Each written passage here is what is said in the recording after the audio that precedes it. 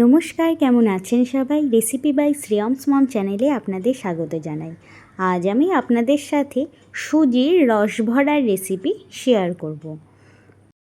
এর জন্য প্রথমে আমি একটি ফ্রাইং প্যান গ্যাসের ওভেনে বসিয়ে তাতে দিয়ে দেব দুধ। এখানে আমি 500 মতন দুধ ব্যবহার করেছি। দুধ আমার ঢেলে দেওয়া হয়ে গেছে।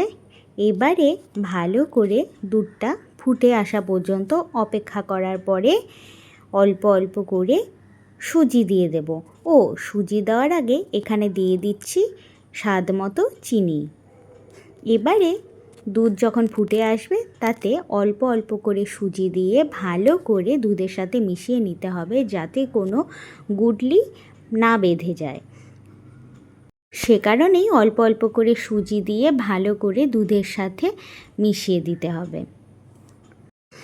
সুজিটিকে যতক্ষণ না পর্যন্ত দুধটি শুকিয়ে আসছে ততক্ষণ পর্যন্ত বানিয়ে নিতে হবে। ধরে নিন একটি মণ্ড টাইপের, যেমন আমরা আটা মাখি সেরকম মণ্ড টাইপের হয়ে যাবে। যখন দেখবেন কড়াই থেকে ছেড়ে আসছে, তার মানে সুজির মণ্ডটি একদম রেডি হয়ে গেছে মিষ্টি তৈরি করার জন্য। এবারে তুলে নিচ্ছি, হালকা ঠান্ডা করে নেব। কিন্তু এগুলি যখন মিষ্টির আকারে তৈরি করব, তাতে কিন্তু হালকা হালকা গরম থাকা প্রয়োজন। এবারে চিনির শিরা বানানোর জন্য একটি অ্যালুমিনিয়ামের পাত্র নিয়ে নিচ্ছি। তাতে দিচ্ছি 1 কাপ জল আর 1 কাপ চিনি। মানে পরিমাণ এরকমই থাকবে, যেই কাপের আপনি জল নেবেন সেই কাপেরই 1 কাপ আপনি ভরে চিনি নেবেন। সুন্দর গন্ধের জন্য দিয়ে দেব 2-3টে মুখ ফাটিয়ে নেওয়া এলাচ। তো মিষ্টির শিরা আমার তৈরি হতে থাক। এবারে আমি যে সুজির মণ্ডটিকে বানিয়েছিলাম তার মধ্যে দিয়ে দিচ্ছি 2 চামচের মতন কর্নফ্লাওয়ার এবং ঘি। এবারে ভালো করে গোল গোল মিষ্টির আকারে তৈরি করে নেব।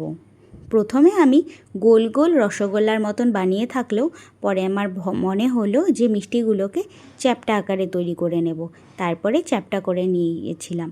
আর মনে রাখতে হবে এই মিষ্টিগুলো যেন আপনারা যখন তৈরি করছেন তাতে যেন কোনো রকমের ক্র্যাক না থাকে, তাহলে কিন্তু ফেটে যাওয়ার সম্ভাবনা থাকে। এবার একটি কড়াইয়ের মধ্যে নিয়ে নিচ্ছি সাদা তেল। আপনারা ঘিতেও ভাজতে পারেন, আমি কিন্তু সাদা তেলই ব্যবহার করেছি। এবারে একে একে হাত দিয়ে পাকিয়ে নেওয়া মিষ্টিগুলোকে ভেজে নেব। ভালো করে লাল করে ভেজে নিতে হবে। দেখেছেন রঙটি কি সুন্দর হয়েছে? এবারে যখন ফ্রাই হয়ে যাবে, তারপরে আমি ওই যে চিনি শিরাটি রেখে দিয়েছি ওটা কিন্তু ঠান্ডা করে নিয়েছি, সেই শিরার মধ্যে এবারে মিষ্টিগুলোকে দিয়ে দেব।